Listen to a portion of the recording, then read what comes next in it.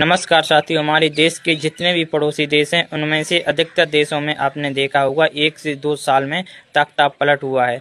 तख्ता पलट कहें तो ये सरकार को ज़बरदस्ती गिराने का एक प्रोसेस होता है, जिसमें वहाँ की जनता या किसी प्रकार के संगठन उन पर विरोध प्रदर्शन करते हैं और ये विरोध प्रदर्शन इतने उग्र हो जाते हैं कि सरकार को अपने फैसले वापस लेने पड़ते हैं और प्रधानमंत्री या प्रेसिडेंट को इस्तीफा देना पड़ता है या अपना देश छोड़कर भागना पड़ता है। इसे तख्ता पलट कहते हैं। इस तरीके से अफगानिस्तान में एक तख्ता पलट हुआ था 2 साल पहले। वहाँ की तालिबान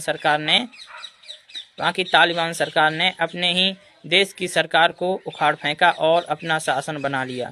इसी प्रकार से श्रीलंका में वहाँ की जनता ने वहाँ की सरकार को हटा दिया, क्योंकि श्रीलंका में काफ़ी महंगाई हो गई थी, बेरोजगारी बढ़ रही थी। इसके कारण वहाँ की जनता ने अपनी सरकार को उखाड़ फेंका और एक नई सरकार का गठन किया।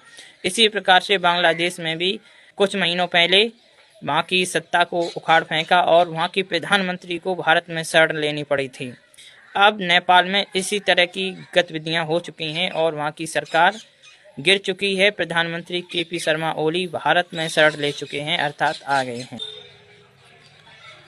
और अब फ्रांस से खबर आ रही है कि वहाँ पर एक आंदोलन बहुत तेज हो रहा है और ये आंदोलन भारी संख्या में बढ़ता हुआ जा रहा है और लगभग हजारों की संख्या में लोग इसमें हिस्सा ले चुके हैं। अब फ्रांस की राजधानी में काफ़ी मात्रा में वहाँ की सरकारी संपत्ति की तोड़फोड़ की जा रही है और आगजनी की जा रही है।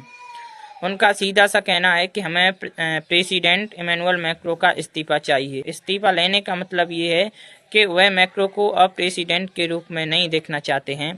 हालांकि प्रेसिडेंट ने इसको कंट्रोल करने के लिए लगभग 80,000 फोर्स बल तैनात किया है सुरक्षा के लिए, लेकिन ये कंट्रोल होते हुए नज़र नहीं आ रहा है।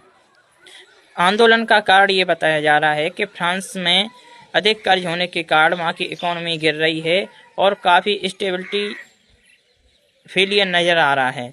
तो इस कारण से वहाँ की जनता और एक ट्रेड यूनियन है जिसने एक ब्लॉक एवरीथिंग नाम का आंदोलन शुरू किया है। इसका हिंदी में अर्थ होता है सब कुछ बंद। फ्रांस में सब कुछ बंद होने जा रहा है और देखने वाली बात आगे ये होगी कि क्या फ्रांस में भी नेपाल जैसा ही सिस्टम होता है, नेपाल जैसा ही हाल होता है।